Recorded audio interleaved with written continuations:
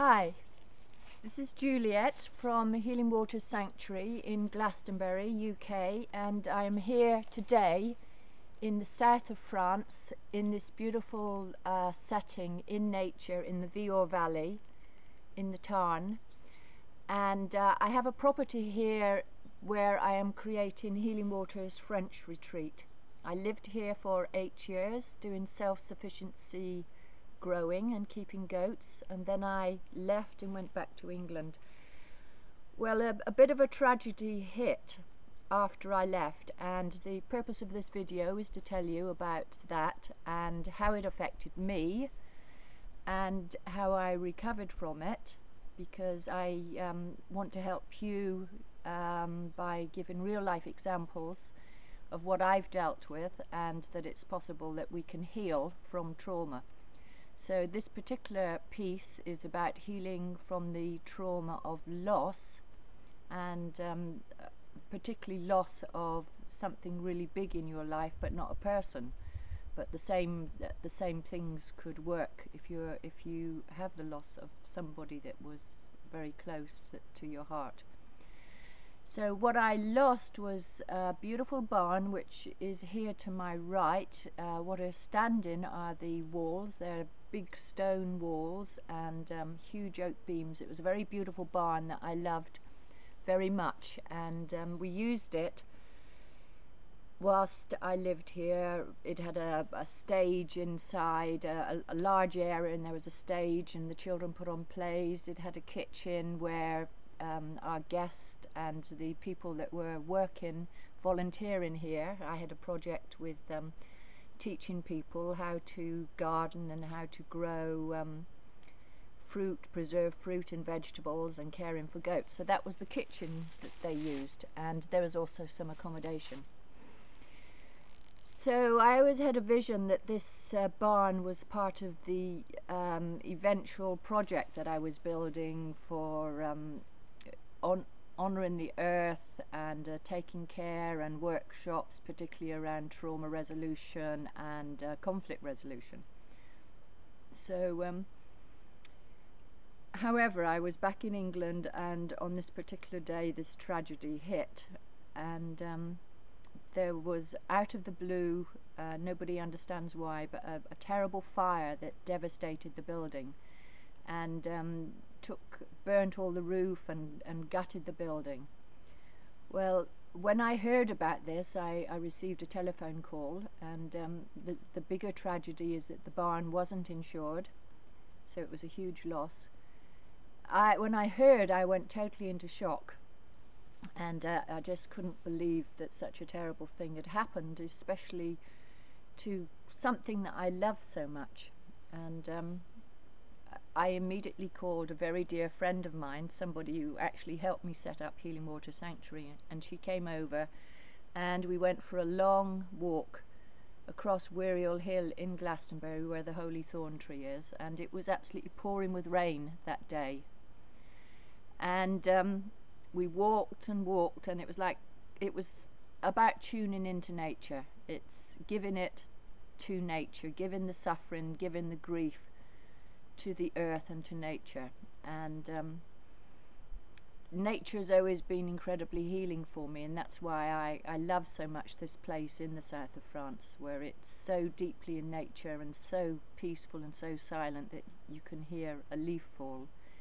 Well, on that day I walked across the sacred hills in Glastonbury, and I was crying, and the rain was falling, and I was just grieving and in shock. And we walked and walked, and then eventually we came back to Healing Waters and went into the meditation room and lit some candles and incense and sat there and went into a profound, deep space and meditation, bringing in the angels and imploring that I get some help to see the bigger picture and understand and come to terms with the loss. Well, that was very helpful, and it kind of gave me some distance, some space around the situation, and a bigger perspective. But it took several years, because it's 5 years now since this fire happened. It took several years for me to be able to understand more about it and to come to terms with it. And during that time, I have done many meditations and visualizations around it. I have done forgiveness meditations around the causes of the fire, and I've forgiven with love and compassion whatever happened here. I've also done love and acceptance for myself and for others that have suffered in this situation, and for the barn. And so here I am now back in the south of France, back finally with the barn, and it's still in the situation that it was left in after that terrible fire. It's surrounded now by brambles and trees, and everything's growing into the building, and I'm here cutting back and clearing and finding all the things that were thrown out on that awful night of the fire. The fire burnt all night. It was a terrible, terrible blaze. And here amongst the bushes I'm finding all sorts of things that belong to me and others that were just in that panic just taken out of the building and just thrown into the as far away as possible, presumably with the intention of trying to save and protect those items.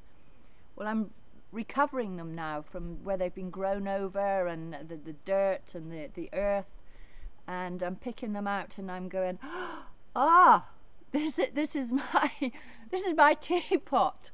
These are my jars of preserves that I made before, and it's like I'm remembering, I'm re-putting back the pieces and reconnecting again. And this is the thing with trauma. When we are traumatized, we are separated, we are cut off, and we are frozen into the past event. We're frozen into the event of trauma. So to heal the trauma, we have to remember, we have to come back into our bodies, we have to come back into a connection with the experience and let it go, to honor it, to grieve it, and to let it go, that it is past. This situation is no longer happening. This barn is no longer in the process of being burnt down. It's sad for me that it's like this, but I know that I can rebuild it because I can get help from people, and it will once again be a beautiful barn, and the project will go ahead, that I'm really committed to. So when we remember and we mourn our losses, then we can heal the grief and the trauma. And so as I've cleared these places and I've cut back the brambles and I have removed the items, some of them I've saved to clean and reuse, others I've put in the rubbish bin, but I've cleared the space, and what I will now do is to light a candle, say some prayers here, and once again make a commitment to what the project is, and call in my angels, call in the support, call in divine support to help me with this, that if this is within divine will, then this will happen. So I'd just like to share with you, if there's something that's happened in your life, that first of all, see who you can look to for support. Get somebody that can come and help you and be with you at that moment in your grieving, in that moment of the shock. And then do whatever you need to do in that moment to help you. What helps you feel good? Resource yourself. Resourcing is about doing something that brings you back into your body and helps you feel comfortable and connected again. So resource yourself. For me it was a walk in nature. For you it might be something different. And then when you are ready, start spending time taking care of yourself, nourishing yourself, and then eventually perhaps you can revisit emotionally the event and start to do something with that. Start to do some meditation or writing something down about it, doing a ritual, releasing it. And little by little, I promise you that the pain will start to go. and that we are all here on this planet. We are not disconnected. We're all here to be together, to live together, to work together, to honor each other, to honor the earth, to respect, to love, to care, and that our hearts are connected, that we are actually one planet, one humanity, and that we are all connected. So I'm here to support you, and if anybody listening, any of you listening, wants to contact me, then I will do my best to help you. And if you want to help me with bringing this vision into being, if you want to support in any way, then underneath this video is information about how you can do that. And I welcome you to actually come here to this beautiful place in the south of France, in nature. I welcome you to come and participate and to share.